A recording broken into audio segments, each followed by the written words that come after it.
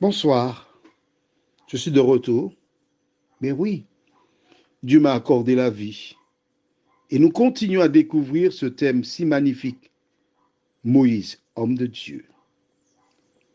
Juste avant de lire la référence d'Exode 3, verset 18, nous allons prier. Seigneur, nous te remercions parce que tu nous as sélectionnés. Toutes ces personnes qui écoutent avec attention, parce qu'elles te cherchent, tu réponds à leurs attentes. Tu m'as appelé depuis bien des années, pas loin de 10, afin de partager la vérité par le biais de ce réseau social. Parce que tu sais, Seigneur, qu'il y a des personnes qui, pris par le temps, ne pourraient pas se déplacer, mais qui peuvent prendre juste 10, 11 minutes pour écouter la parole et en même temps la lire. Seigneur, puisque tu nous as unis pour cette mission, nous sommes bien conscients que sans le Saint-Esprit, nous ne pouvons rien faire. Alors merci de nous éclairer, de nous diriger, de nous faire du bien. Nous t'avons prié au nom de Jésus et pour ta gloire éternelle. Amen. Rappelle-toi, Dieu a été chercher Moïse. Il a regardé sur la surface de la terre.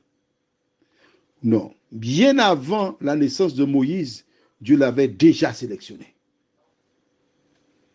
Il avait vu l'homme qui partirait et qui réussirait le projet.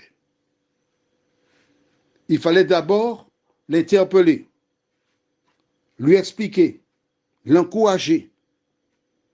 Parce que cet homme, nous nous rappelons, alors pour celles et ceux qui découvrent seulement maintenant les audios, que Moïse a été placé dans une corbeille sur le Nil. Et quand la princesse s'est rendue là-bas pour se baigner, elle a entendu les cris du bébé. Et alors, elle envoya sa servante regarder de quoi il en revenait et lui dit, c'est un enfant des Hébreux. Et ayant ouvert la corbeille, ils ont découvert ce petit garçon qui avait certainement faim et qui pleurait. Sa grande sœur, qui avait été placée comme sentinelle, fut utilisée par le Saint-Esprit, qui s'est rendu vers la princesse pour lui dire, voudrais-tu que je te cherche une nourrice pour lui parmi les femmes des Hébreux? Et la princesse dit, va chercher. Elle a été chercher sa maman.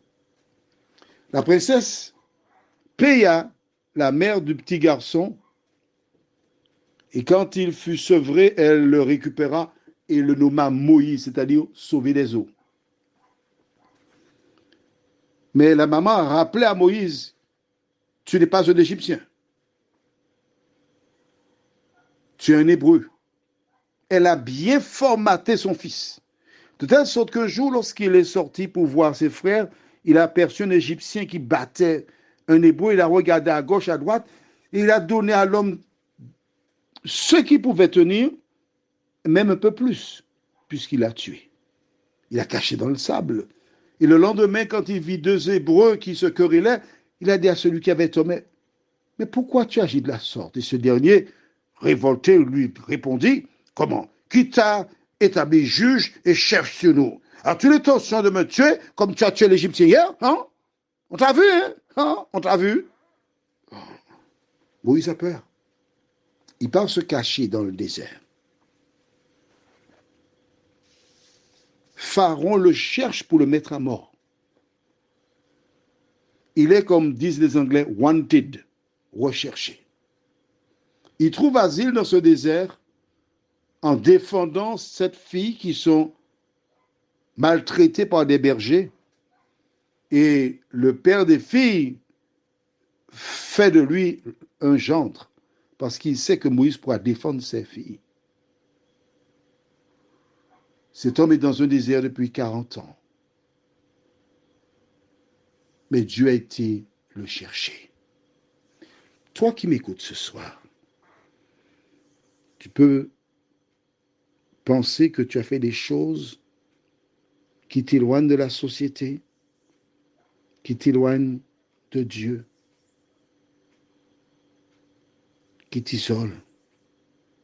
Mais quel que soit ce qu'un homme pourrait faire, les bras de Dieu sont toujours suffisamment longs pour aller le chercher. Le libérateur du peuple d'Israël,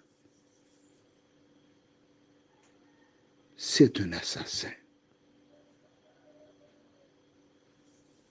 Mais cet assassin, décrié par certains, Dieu a vu son cœur, ce que certains ne voient pas. Dieu a entendu sa repentance, regret, et Dieu l'a appelé. Alors, quel que soit ce que tu aies pu faire dans ta vie, dès que tu as reconnu, tourne les regards vers Jésus. Il désire ton salut. Et Dieu dit, tu iras vers les anciens. Et il dit quoi? Tu leur diras, verset 18, ils écouteront ta voix. Et tu iras, toi et les anciens d'Israël, auprès du roi d'Égypte. Et vous lui direz, l'Éternel, le Dieu des Hébreux, nous est apparu, permets-nous de faire 3 journées de marche dans le désert pour offrir des sacrifices à l'Éternel, notre Dieu. Aïe, aïe, aïe. Est-ce la vérité?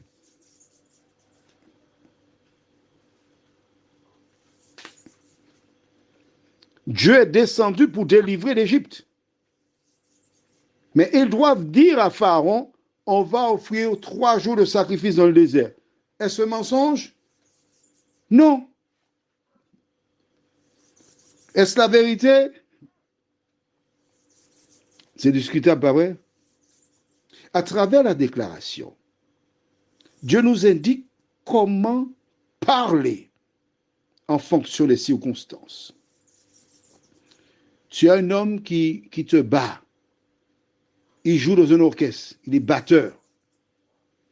Et dès qu'il rentre dans la maison, puisqu'il est batteur, il veut te donner du bâton comme bon te semble. Et tu estimes que tu as déjà pris suffisamment de bâtons, tu dois partir. Que fais-tu? Tu lui diras, bon, j'ai pris assez de coups, je vais te laisser, je pars ce soir, je pars demain matin, quand tu reviendras, je ne serai pas ici. Il ne faut pas faire ça, non? Il ne faut pas faire ça. Mais non, il ne faut pas faire ça. Tu t'organises gentiment. Tu prépares tes petites affaires. Tu fais tous les repas qu'il aime. Tu es gentil, il n'y a pas plus de doudou que toi. Et tu t'assures que progressivement tes affaires soient sorties. Et puis, lorsque tu es en salle d'embarquement, et qu'on a annoncé le départ, ting, ding, dong, ting, ding, dong, tu l'appelles pour dire, écoute, je suis à l'aéroport, je m'en vais. Je ne reviendrai pas. Je te souhaite du bonheur. Tu raccroches, tu éteins ton portable, tu rentres dans l'avion, tu boucles ta ceinture de sécurité et tu pars vers une destination inconnue sans dire à quiconque où tu vas. Mais si tu dis ça au bonhomme, il va te tuer. Il ne faut pas faire ça. Il faut être diplomate. Prions. Notre Seigneur et notre Dieu, la Bible nous indique comment parler. Beaucoup de personnes déclarent, je suis franc, je dis la vérité. Mais la Bible nous enseigne que toute vérité n'est pas bonne à dire. Seigneur, merci pour la parole. Car grâce à la parole, nous comprenons que nous devons faire attention lorsque nous nous exprimons afin de ne pas connaître de désillusion ni provoquer des drames. Merci encore pour la parole. Merci de veiller sur notre nuit et de nous faire du bien. Au nom de Jésus pour ta gloire éternelle. Amen. Je te souhaite une bonne nuit. Et puis n'oublie pas, ne va pas dire bon nom, Kakito, je te laisse. Non, il ne faut pas faire ça. Parce que les cafards n'ont pas de raison devant les poules. C'est une expression créole où l'on dit ravette pas ni raison devant poule. Il faut être diplomate. Mais c'est ce que nous avons vu là ce soir, pas vrai? Je t'embrasse. À demain si Dieu veut.